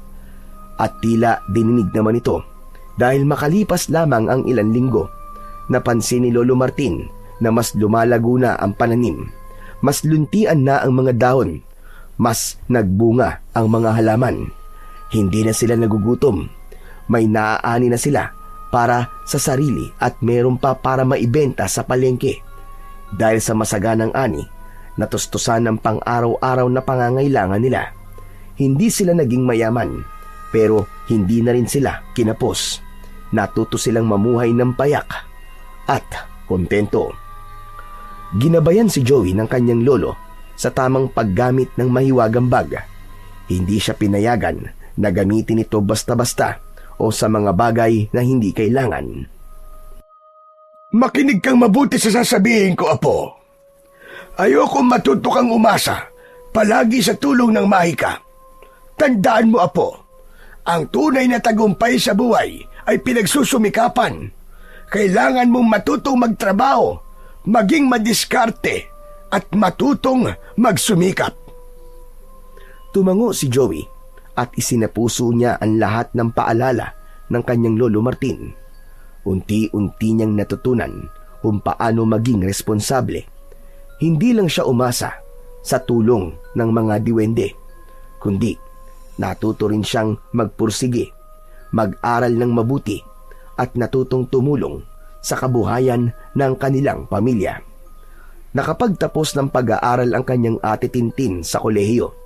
Naging guro ito sa kanilang paaralan sa baryo. Samantala si Joey naman ay patuloy na bumibisita sa karian ng mga diwende paminsan-minsan. Doon sila nagkwekwentuhan ni Buknoy. Nagpatuloy ang kanilang pagkakaibigan.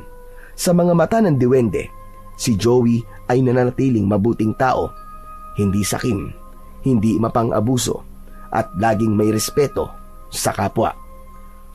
Ngunit habang lumilipas ang panahon, unti-unting nabawasan ang pagdalaw ni Joey. Naging abala na rin siya sa tunay na buhay, sa pagtulong sa kanilang bukid, sa pag-aalaga sa kanyang pamilya, at sa pangarap niyang makapag-aral pa. Hanggang sa isang araw, napansin niya na kahit na anong pilit niyang sundan ang ginagawa niya noon para makapasok sa kaharian ng mga diwende, wala nang nangyayari. Hindi na siya makapasok. Hindi na rin lumilitaw ang kaibigan niyang diwende na si Buknoy. Hindi dahil sa nakalimot siya, hindi rin dahil sa ayaw niya na ng mga diwende, kundi dahil hanggang doon na lang ang hangganan. Tila itinakda ng mundo ng mga diwende na ang kanilang daigdig ay para lamang sa mga bata, sa mga pusong inosente, sa mga mata na marunong pang maniwala sa mahika. Minsan ay nagkausap sila ng kanyang lolo. Naroon siya sa harap ng punso noon nang lapitan siya ng kanyang lolo. Alam mo bang nung bata ako, ay nakapasok din ako dyan? Talaga po, lolo? Oh, At ikinuwento ng matanda sa kanya kung paano nagsimula din ang pakikipagkaibigan niya sa mga diwending puti. Ngunit tulad niya, nang magbinata na siya, bigla na lang din siyang hindi na muling makabalik. Kahit na anong pilit, kahit na anong dasal, nanatiling sarado na ang daan papunta doon. Nawala na ang mahika. Hindi man muling nakapasok na si Joey, nananatili sa kanyang puso ang alaala ng kabutihan ni Buknoy at ang mahika ng pagkakaibigang hindi mapapantayan. Samantala, ang mahiwagang bag at ang maliit na baston ay nanatili sa kanya at itinatago pa rin hanggang sa ngayon. At sa tuwing nakatitig siya sa punso, ay napapangiti siya. Salamat sa inyong lahat. Lalong-lalo na sa'yo, kaibigang Buknoy. Ipinagpapasalamat niya na tinupad ng mga diwende ang papel nito sa kanyang buhay at oras na para siya naman ang gumanap sa papel niya sa tunay na mundo. At si Joey, lumaking marunong, matatag at may pusong handang tumulong sa mga nangangailangan.